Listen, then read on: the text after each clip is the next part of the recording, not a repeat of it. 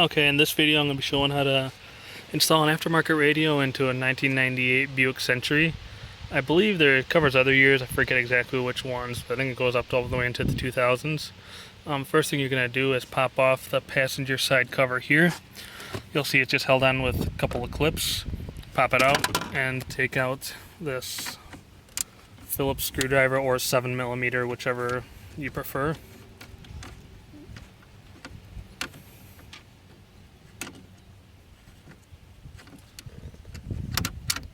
Okay, then the next part you're going to want to go to the middle here. Underneath the dash you'll see a 7mm there and another one on the other side.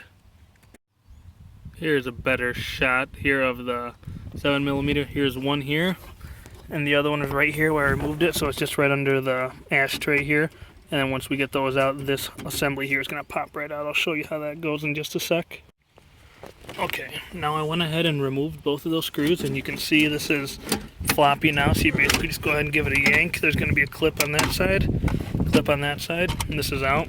So you can see the reason we're taking that out is because this big bezel here, it's got this lip here, so we got to pop everything out that's going to be in front of it. So glove box can stay, that lower panel there is going to have to go, as well as this guy here will have to go, and I'll show you how to get all those off here in a sec. And then moving over to this guy here, there's really just one screw holding it in, right there. And once again, Phillips screwdriver works, or 7mm, whichever you prefer. Once you have the screw removed, you'll see it's floppy here, and just kind of go ahead and give it a yank. You may need to pry under it, but because the clips are metal, so they're pretty tight, but there you go. Just gave it a yank and it popped right out. So we got that out. So we're done here on the passenger side. We're going to move over to the driver's side. Okay, and now moving out over here to the driver's side, we will go ahead once again, pop off the side one here, because there is a lip under there, so this bottom piece will need to come off. There is one little clip, or little push pin here, plastic. If it's never been off before, which this one wasn't, it's going to be very hard to take off, but once you get that off, there's no screw there. But there is a screw on that side there, you can see it right there, right above the OBD2 port. And we'll just need to take that off. Once again, Phillips, 7mm, whatever you prefer. Alright, so we got both sides loose, and you can see it's flopping on the bottom. That's going to be all that it's got holding it there. So we're going to go back and give it a yank there on that side. And excuse the camera angle here, I'm going to yank over here once again.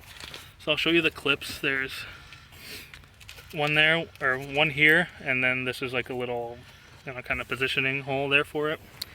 And on this side, it's got one clip here and one clip here, in case they're being stubborn. That way you can focus on that particular area. But overall, it does come out. They did come out pretty easy for me, but yours can vary, of course.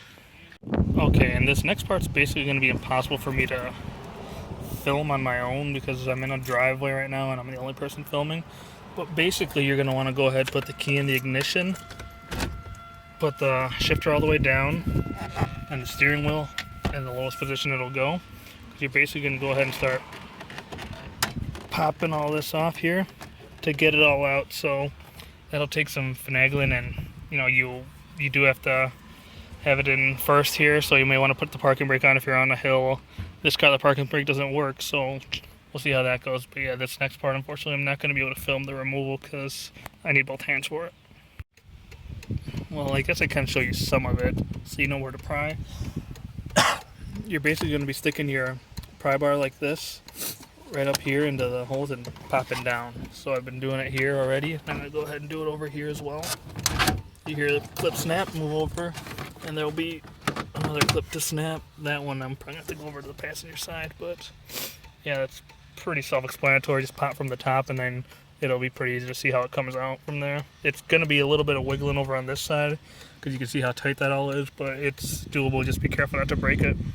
Okay, so now you can see the radio is out, and you do need actually 7mm here as opposed to the other ones where you're able to get away with the Phillips. So I'm going to go ahead and grab that and remove the radio and show you how it wires up and everything. With the adapters, it's pretty self-explanatory, but yeah, here's the removed dashboard here, and it's kind of flopped in the back seat right now. Okay, so I removed the screws here, and the radio just pulls out really at this point. But you do have to unhook the clips back here. So this one here, you're just gonna squeeze these two together and it's gonna pull out. This guy literally just pulls out, and that one barely had to squeeze it all and it popped out. So yep, that's the radio removed. Okay, and here you can see I got the aftermarket wiring harness plugged in and it's wired up. As far as wiring it, it's pretty self-explanatory. You get the aftermarket harness for the car along with the antenna adapter and more or less match up the colors. Some cheap off-brand radios, the colors do vary. They're not the standard colors for aftermarket, so you'll want to make sure you read the manual. But pretty much, as long as you're not buying a piece of crap $20 radio at a flea market, you should be okay for the most part. But yeah, these will plug in. Those plug right into the factory wiring, and they'll just plug into the back of the radio, and you'll screw it back in the way the factory one came out. Okay, so here's just a quick little side note. This mounting kit we got here, my dad bought it at Walmart. It's a decent kit, you know, it's cheap, everything like that. Only issue with it for this particular vehicle application is that it barely, you see there's a bit of a gap on the side there before you can screw it in. So what I had to do here is actually break apart some of this plastic so that it can move backwards in order to be able to fit the radio and sit it flushly. When I was an installer doing this professionally, we'd use a different brand kit, which would come with spacers and things, and it just was made to work, so you wouldn't have to do this.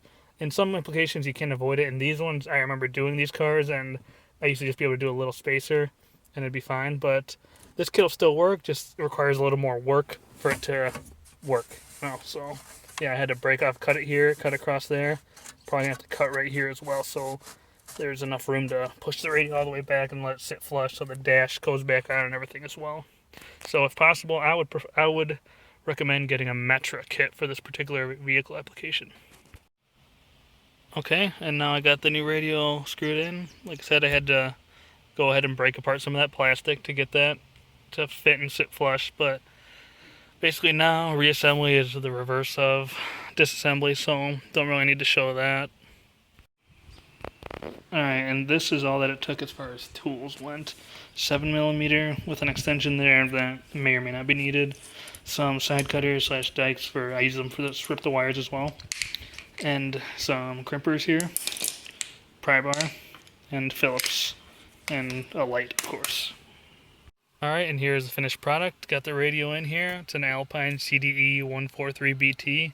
We didn't hook up the Bluetooth microphone on this car because my dad never uses it, so didn't go ahead and hook that up. But the reassembly was basically the same as this assembly. Went ahead and snapped this panel back on.